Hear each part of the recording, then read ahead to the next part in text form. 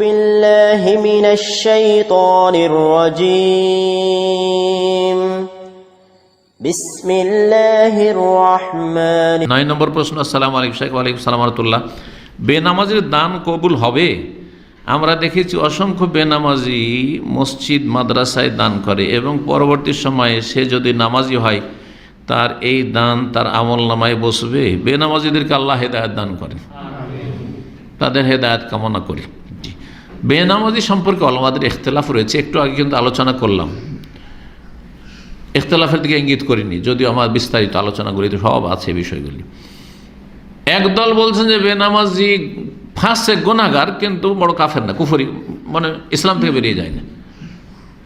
আর আরেক দল বলছেন উলামায়ে কেরাম যে বেনামাজি এত বড় অপরাধ করলো যে ইসলাম থেকে বেরিয়ে গেল। তো যাদের কাছে বেনামাজি ইসলাম থেকে বেরিয়ে গেল, যে ব্যক্তি ইসলাম থেকে বেরিয়ে গেছে, তার এই দান কবুল হয়ে আখেরাতে পরকালে কিছু পাবে না যদি তওবা করে ফিরে না আসে। দুনিয়ায় পাবে। কেন দুনিয়ায় পাবে বলবো। আচ্ছা, অমুসলিম দান করলে পাবে না?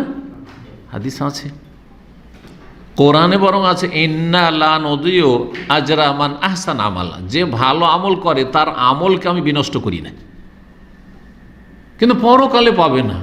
এই জন্য অমুসলিম যদি দান খায়রাত করে, জনকল্যাণমূলক কাজ করে, অনেক ভালো কাজ করে, অনেক ভালো মানুষ আছে, এইরকমই মুসলিম সমাজে অনেক নাস্তিক আছে, মুনাফিক আছে, বেদিন আছে, একবার ইসলাম ভঙ্গ করে, কুফরিতে রয়েছে, কিন্তু অনেক হয়তো কল্যাণমূলক কাজ করে।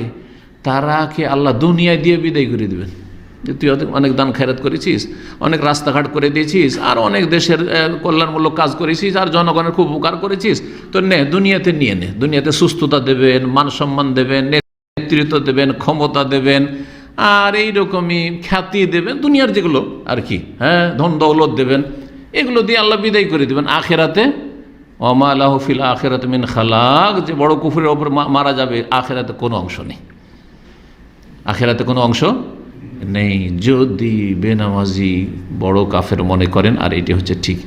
কিন্তু যারা বলছে বেনামাজি ফাসেক, তো যেমন চোর যদি দান করে, চোরের দান কবুল হবে না? মদখোর দান করে, দান কবুল হবে না? হবে। তার মদের গুনাহ আছে, তার চুরির গুনাহ আছে, অন্য গুনাহ আছে, কিন্তু হালাল পয়সা যদি দান করে তাহলে তার নেকিও হচ্ছে, নেকিও আছে, আর গুনাহ আছে। ফামাইয়া আমাল মিসকালা যাররাতিন খাইরান ইয়ারা ওয়া মাইয়া আমাল মিসকালা যাররাতিন শাররান ইয়ারা। আল্লাহ বলছেন যে সামান্য পরিমাণ, অনুপরিমাণ কল্যাণের নেকি করবে সেটাও দেখতে পাবে আখেরাতে নেকির পাল্লায়। আর যে ওয়া মাইয়া আমাল মিসকালা যাররাতিন শাররান, যে মন্দ কাজ করবে, গুনাহ করবে, সেটাও দেখতে পাবে, আর সেটাও দেখতে পাবে। তোর গুনাহ আর নেকি জমা হচ্ছে, গুনাহ আর নেকি জমা হচ্ছে।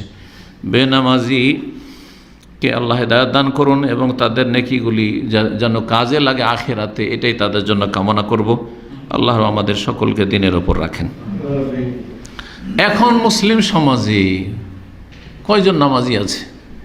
যদি বলেন যে বেনামাজির এক পয়সা নেব না, তাহলে গ্রামের জনকল্যাণমূলক কোনো কাজ মসজিদে হয়তো করতে পারছেন না, মাদ্রাসাতে করতেই পারছেন না, তাই না? বোর্ডিং চালাতে পারছেন না, ছাত্রদের খরচ খরচা জুড়াতে পারছেন না, বেতন শিক্ষক জুড়াতে পারছেন না, বলছে শুধু নামাজের কাছে নেব বেতন। তাহলে ওই মাদ্রাসা, একটা মাদ্রাস যদি রাখেন ইমাম, ওর বেতনই চালাতে পারছেন না। তাহলে এই রকম অবস্থায় নিতে হবে এবং তাদের জন্য হেদায়েতের দোয়া করতে হবে। আর আল্লাহ রাব্বুল আলামিন তাদের যেন হেদায়েত দান করুন। আর যদি হেদায়েত না হয় তাহলে অমুসলিমের দান নেওয়া যেমন জায়েজ, তেমনই তাদেরও দান নিলেন, আর তারা দুনিয়াতে পাবে, আখেরাতে পাবে না। দুনিয়াতে পাবে, আখেরাতে পাবে না। একটা কথা আরও জিজ্ঞাসা করেছেন, যদি হেদায়েত হয়ে যায়, অনেক দিন বেনামাজি ছিল, তারপর আবার হেদায়েত হয়ে তওবা করে নিয়েছে, তাহলে নেকিগুলো ফিরিয়ে পাবে, পুনরুদ্ধার হবে, কারণ আখেরাতে তখন কাজে আসবে। দুনিয়ার সাথে সাথে আখেরাতেও কাজ আসবে। জি।